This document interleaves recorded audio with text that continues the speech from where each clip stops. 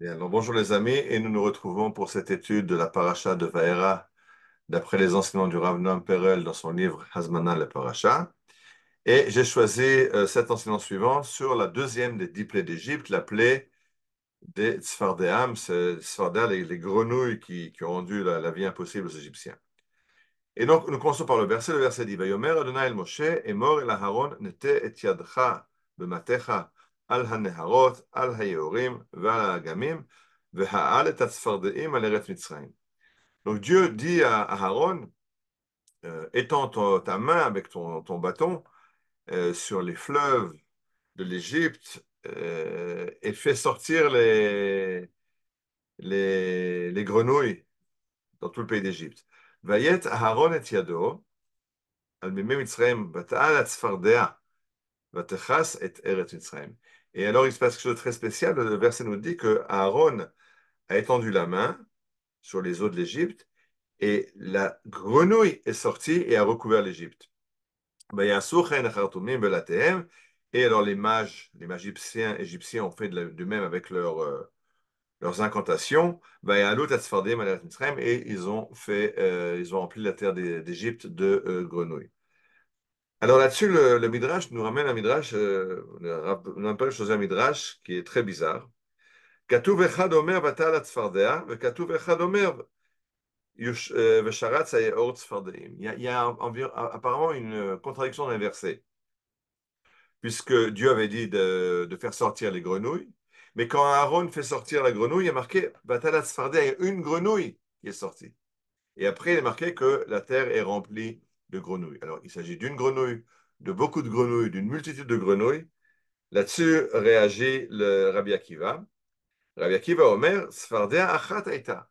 Effectivement, quand Aaron a frappé le fleuve, il y a eu une seule grenouille. Vayu Mitzrim makinota bemakel. Et alors les Égyptiens tapaient sur cette grenouille avec leur bâton. Vayu menashrim menat sfardim. Plus il la frappait, et plus il y avait des petites grenouilles qui sortaient de cette grosse grenouille. Donc il y a une grande grenouille qu'Aaron a fait apparaître. Et dans cette grenouille, il y a des multitudes de grenouilles. Plus on frappe la grande grenouille, plus il y a des petites grenouilles qui en sortent jusqu'à que le pays en soit rempli. Alors, de quoi il s'agit dans ce midrash? Je ne vais pas rentrer dans l'explication de Rabbi Akiva. Il y a d'ailleurs une suite, c'est complexe. Mais voyons voir comment le Rav Noam Perel comprend ce midrash. Mu'atot u'metzumtzamot en gzerot akashot amachibot anichatot mishamim laaretz.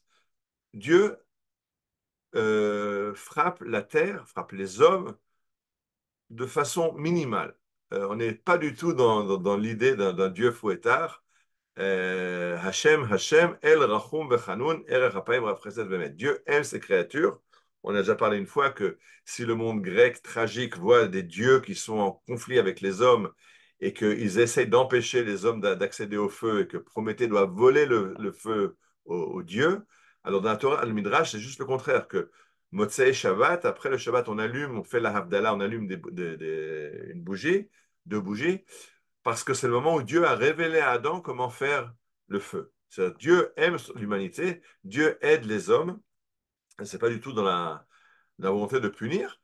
Et quand Dieu punit les hommes, c'est pas parce qu'il a envie de se venger, c'est pas parce qu'il se sent un besoin de se défouler sur les hommes, mais parce qu'il faut, les hommes sont en train de déraper et il faut les corriger. De la même façon que quand un parent donne une fessée à un gosse, pardon, on n'a plus le droit de le dire aujourd'hui, on va en prison pour ça, mais dans le monde où nous avons grandi, où on avait encore le droit de donner une fessée sans arriver en prison, c'est pas quand les parents ont envie de faire du mal à l'enfant. Ils veulent l'éduquer et la fessée ou la claque, c'était pour faire comprendre à l'enfant qu'il a fait quelque chose de travers et qu'il doit changer sa conduite. Alors, c'est la même chose. Quand Dieu frappe les êtres humains, c'est pas par méchanceté, c'est pas par défoulement, mais c'est éducatif.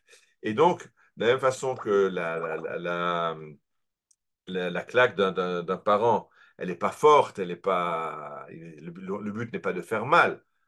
De la même façon, Dieu frappe au minimum juste pour qu'on prenne conscience qu'on n'est pas dans le plan du Créateur. Mais qu'est-ce qui se passe? C'est que nous, on amplifie ces chocs. C'est-à-dire que ces claques sont des petites claques, et le Rav Lampert nous amène un verset Parce que la colère de Dieu, elle ne dure qu'un instant. Alors le soir, on va se coucher dans le pleur, mais au matin, on se réveille dans la joie. C'est momentané. Mais nous, on amplifie et on ressasse et on y repense et on en fait quelque chose d'énorme. Alors il dit, c'est vrai dans l'histoire, c'est vrai parce que quand Dieu nous frappe pour nous remettre sur le droit chemin, alors au lieu de comprendre, d'en tirer les conséquences, les leçons, on essaie de s'opposer et on fait juste le contraire, on amplifie. Je rappelle que on est actuellement dans la guerre à Gaza. Ça a commencé par des tirs sporadiques de missiles en 2007. En 2005, Israël s'est retiré à la bande de Gaza, qui est une partie intégrale du territoire que Dieu a donné à Israël. Et on y a renoncé en l'offrant aux Arabes. Alors Dieu n'était pas content. Alors il a commencé par armer laisser les Arabes s'armer et commencer à tirer des missiles avec une portée très courte de quelques kilomètres qui ont tiré de temps en temps sur les villages autour de la bande de Gaza. On n'a pas compris. Alors c'est devenu jusqu'à Ashkelon et Ashdod. Aujourd'hui, c'est jusqu'à Tel Aviv et encore plus loin. C'est-à-dire que c'est nous qui créons son problème. Le problème a été très, très, très minime au départ. Mais nous, Dieu nous fait comprendre qu'il n'est pas content de la façon dont on agit. Il n'est pas content qu'on prenne le cadeau qui nous a fait la guerre des 6 jours et qu'on l'offre aux Arabes et qu'on refuse de comprendre que Dieu est en train de nous ramener en Israël. Alors c'est nous qui amplifions, c'est nous qui faisons aujourd'hui cette guerre énorme qui nous tombe dessus. Ce n'est pas Dieu qui l'a faite. C'est nous qui avons laissé le Hamas s'armer. C'est nous qui avons donné de l'argent au Hamas parce que si on leur donne de l'argent, alors ils sont tranquilles.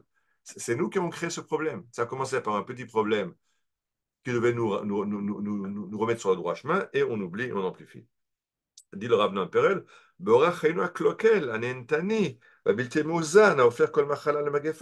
Dieu, des fois, il nous fait des rappels aussi au niveau médical.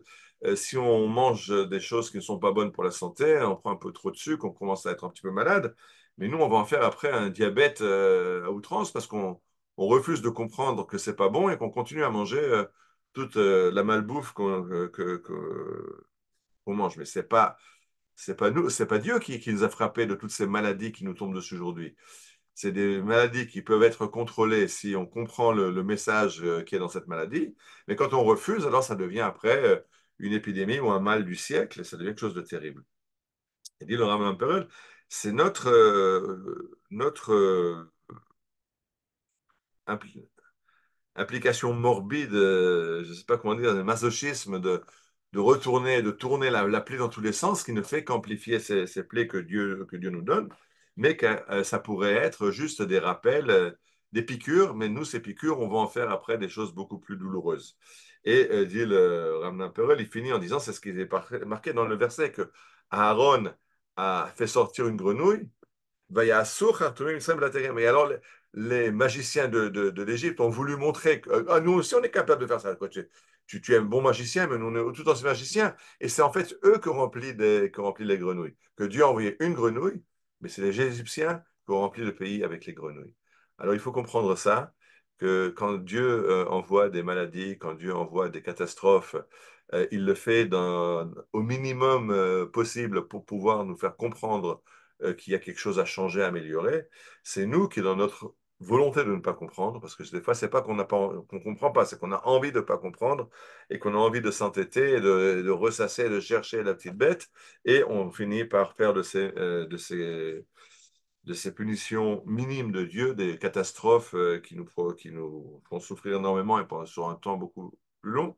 Mais, dit Perel, c'est pas ce que Dieu a fait. Quand Dieu frappe, quand Dieu punit, bah, Erev, Galin Bechi, la Boker Rina. Le soir, on se couche en pleurant, mais le matin, on se réveille dans la joie parce qu'on a compris que, en fait, cette punition nous a fait avancer. Cette punition, on a compris le message et on en tire les leçons. Si on ne veut pas, alors on se couche dans les pleurs et on se réveille dans les hurlements. Alors, il ne nous reste qu'à choisir notre camp, de comprendre les messages que Dieu nous fait passer, les signaux que Dieu nous fait passer, et se relever dans la joie et commencer dans la joie une journée d'action, d'activité, et de continuer les nouveaux stades dans la Géoula du peuple d'Israël et du monde entier qui en suivra. Shabbat Shalom. Je voulais juste dire, c'est ce moment-là, je le ratais, que le Rav Kook, quand il parlait de la sortie d'Égypte, disait que Yetziat Mitzrayim Tishaer La'ad Netzach Acherut Shel Olam Kulo. C'est-à-dire que le fait que la religion, le judaïsme, la Torah parle tellement de la sortie d'Égypte, c'est que la sortie d'Égypte, c'est l'anti-aliénation du peuple d'Israël, mais qui préfigure l'anti-aliénation du monde. Si le peuple d'Israël arrive à remplir sa mission et à sortir de l'Égypte, alors avec lui, c'est tout le monde entier qui va sortir de l'Égypte. Si on comprend qu'Israël est en guerre contre le mal et qu'on arrive à faire passer le message, alors c'est le monde entier qui va réveiller à lutter contre le mal. Pour l'instant, quand on voit ce qui se passe à La Haye, on est un petit peu mal barré. Mais comme dit, on est un peuple optimiste. Et ochel yatsa ma'achal ou me'az yatsa matok. Et il en sortira des choses bonnes pour la délivrance d'Israël et la délivrance du monde. Shabbat shalom et à la semaine prochaine.